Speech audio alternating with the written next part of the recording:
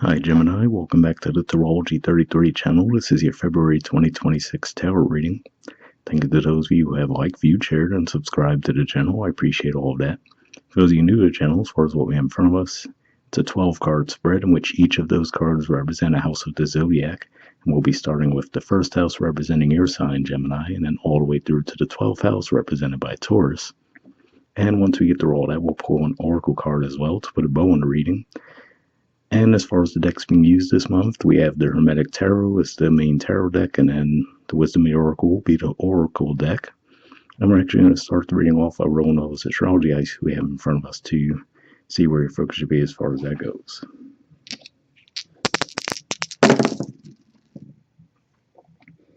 Alright, so we have Cancer. So Cancer is actually your second house of possession, self-worth, and finances. And currently we have Jupiter there, still retrograde. It will start a direct cycle on the 10th of March. But yeah, at least for February, still dealing with the retrograde there. So could feel like things are moving a little bit slower than you'd like in that area. We have the South Node. And the South Node is currently still in Virgo, which is your fourth house of home, roots, family. And this South Node will be coming into play a little bit as we enter into eclipse season here. So really, we're going to have a new moon eclipse in Aquarius on the 17th of February. So even though the nodes aren't in Aquarius yet, that's still technically going to be considered an eclipse. And then there will be another one coming up in March. And we have 12. So 12th house energy for you guys is Taurus.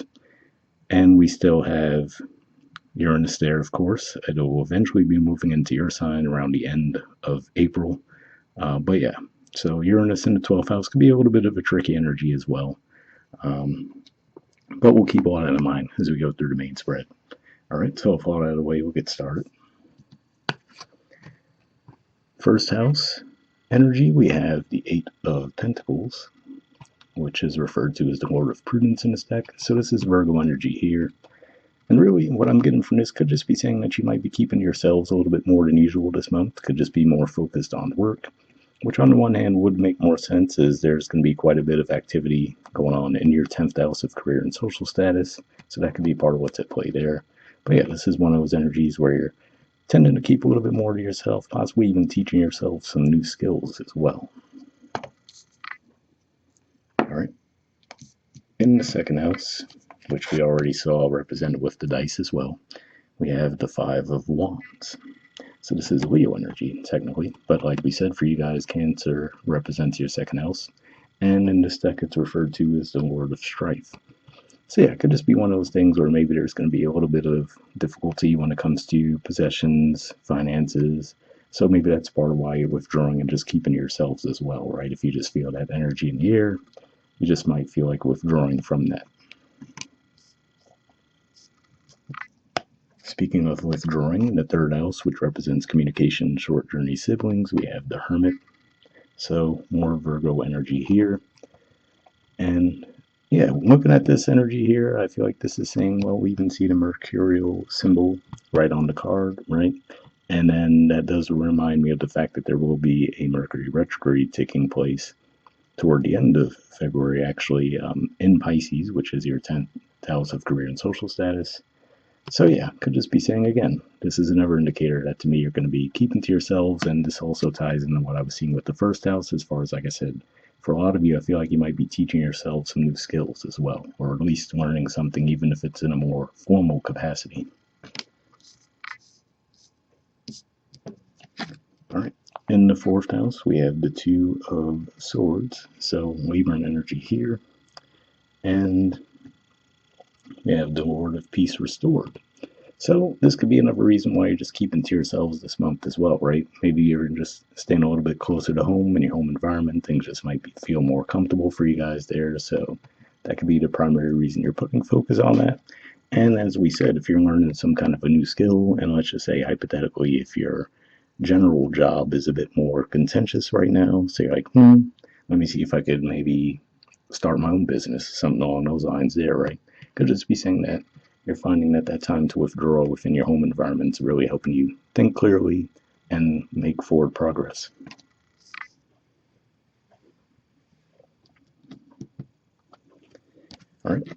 fifth house, which represents romance, creativity, children, we have the Six of Swords, Aquarius energy, and it's referred to as the Lord of Earned Success here. So again, I feel like this is tying into what we were talking about as well, where, like I said, I get this energy of you guys withdrawing, right? Especially if there is an energy of conflict in the air. Six of Swords often represents that as well. If you think about in traditional tarot, usually it represents people in a boat moving to calmer waters, right? So yeah, I feel like this is saying, and especially given that for you guys, Aquarius energy is ninth house, which points to philosophy, higher learning, foreign affairs, right? It could just be saying that maybe this is through lessons you've learned in the past, right? That you're like, okay, maybe in the past I would have handled this differently, but now I realize that, okay, you know what, let me just withdraw, do my own thing, and in the process of doing so, you'll experience success.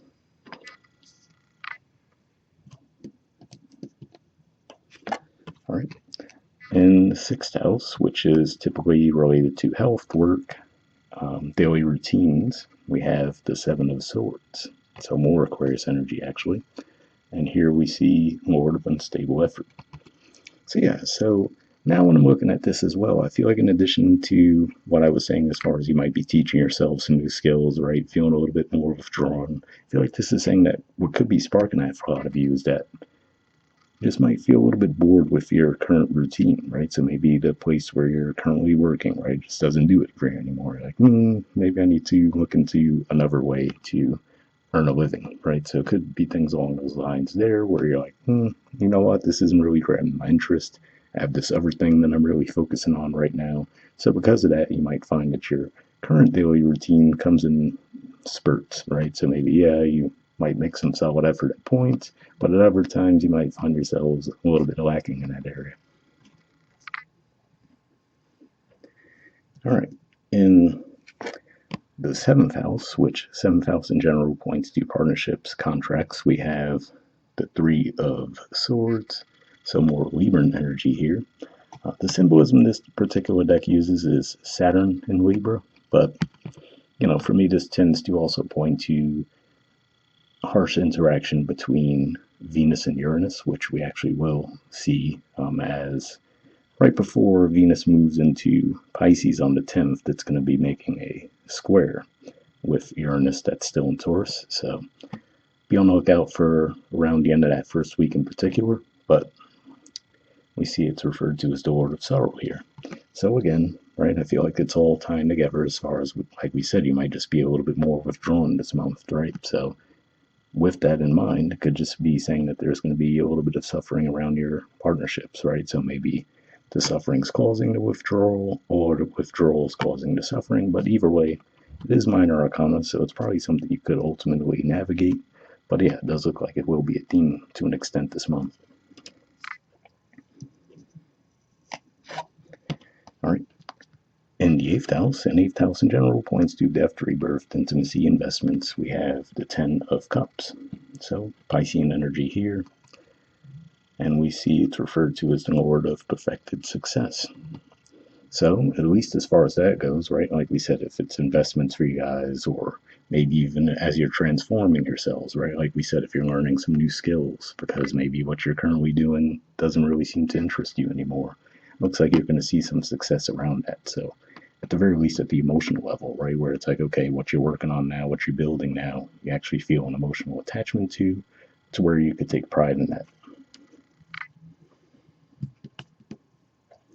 Right.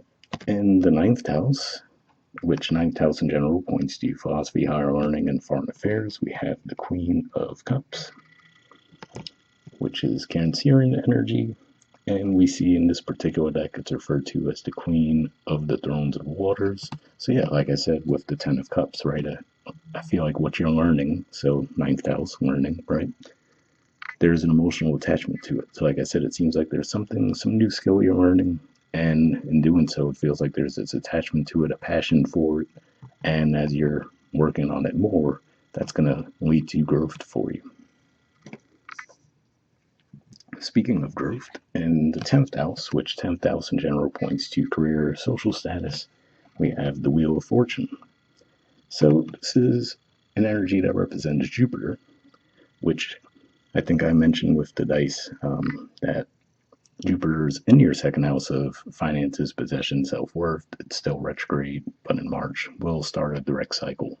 But yeah, seeing this here, and as we see, it's called the Lord of the Forces of Life. I feel like this is just saying that this is just a cyclical change as well.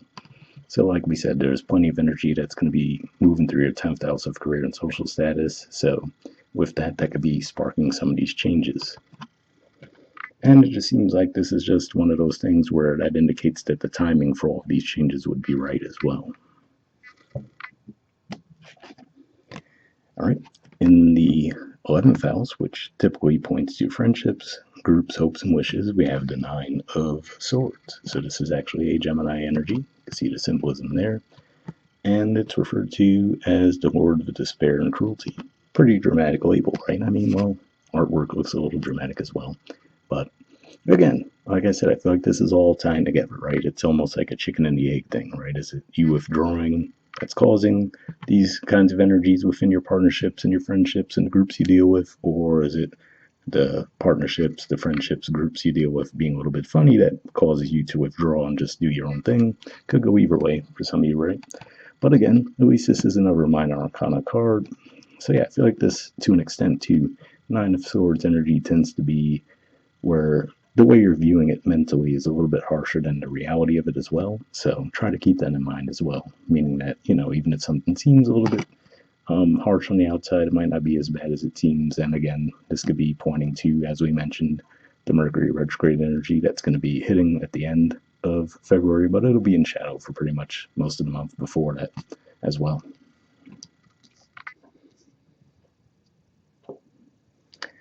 All right. And finally, in the 12th house, which represents spirituality, blind spots, mental health, we have the Nine of Cups, so more Piscean energy here. And this is the Lord of material happiness. So, and I mean, Pisces energy, but we also see Jupiter symbolism as well, which, like we said, currently retrograde in your second house. So, yeah. So, I feel like this is another thing where 12th house could be an energy of visualizing as well. So could just be saying that as you're working on these new skills, as you're improving those skills, it could just be saying that you visualize where you want to see it go ultimately. And this is an indicator, especially seeing the Jupiter symbolism there, that as Jupiter starts the direct cycle again and starts to gain momentum, you might start to see evidence of this work more outwardly. So definitely looks like a good indicator there. And then ultimately, at the bottom of the deck, we have Justice, which is the major arcana card for Libra. There's the artwork, and it's referred to as the daughter of the Lord of Truth. So, with this, given that, like I said, a bit more of a general introverted energy that you guys seem to be embracing this month, I feel like this is the word that comes to mind, well, the term that comes to mind with this, rather, I should say, is inner knowing, right? So it's just one of those things where all these things going on the outside don't seem to be rattling you too much, as far as I feel like you know that what you're doing is right for now. And if people on the outside feel differently, you're not really letting it bother you right now. Like I said, probably through learning in the past, right? Where maybe in the past you would have let those things really impact you, but now you're just kind of in your own lane doing your own thing, and knowing that the scales will balance in due time. So overall, pretty good reading there, but we'll actually pull an oracle card as well to wrap it up. So we're going to pull from the Wisdom Oracle deck. I'm just going to give this a few more shuffles, and then I'll actually cut the deck and we'll pull a card that way.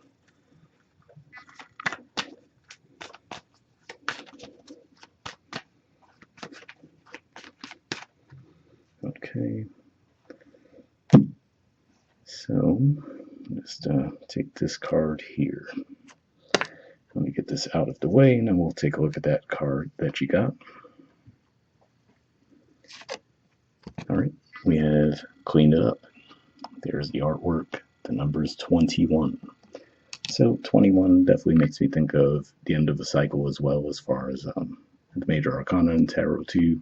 So yeah, it could just be one of those things where you might even just, like I mentioned with the inner knowing energy, you might just know that this is the right time for you to withdraw a little bit, right? Maybe work on some skills, knowing that maybe the outward environment won't be all that great, but you'll know when the time is right to reemerge, essentially. So let's see what it says in the book.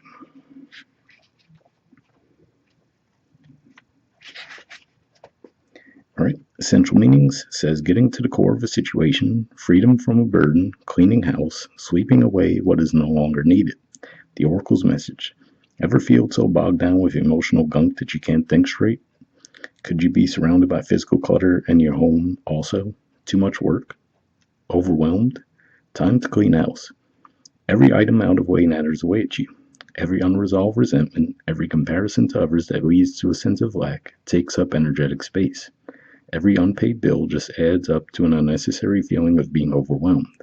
Now is the time to free yourself by energetically cleaning house. Just do it. Make room for the miracles that are lining up for you. So, especially that last sentence, make room for the miracles that are lining up for you. Like I said, seeing the 8th house energy, the 12th house energy, like we talked about, it seems like you're just keeping to yourselves, working on some new skills. Wheel of Fortune in the 12th, in the 10th forever. Looks like there's definitely some indicators that there is going to be a positive shift coming for you guys soon. All right, the relationship message says time to clear the air, take a look at your side of the street, and say what's on your mind. Sweep away the old stuff so that a spring breeze can flow through with new energy. It's the perfect time to do an inventory of your dynamics and see what's yours and what's not yours to clean up the relationship. Everyone brings some baggage. Sort through what you brought with you and let go of what is no longer needed. Become unencumbered, and your relationship will flourish. So, definitely a positive message there because, like we said, the 7th house energy does look a little bit harsh. 5th house energy, not so bad, right? So, you might be finding a happy medium between those two, but hopefully that message resonated. And the prosperity message says simple things like opening your mail, paying bills, sorting out your timetable, making lists, and getting organized is what this symbol means when it comes to your work. Make time for yourself too. Discard as a sign you may be overburdened and overwhelmed. It's okay to say no. You'll prosper even more if you do. So, another solid message there, and again, from what I'm getting from the general energy of this spread, it looks like you guys are already aware of that as well, maybe intuitively so. But hopefully that resonated with you guys. We'll wrap up there, and I'll see you all next month. All right, bye.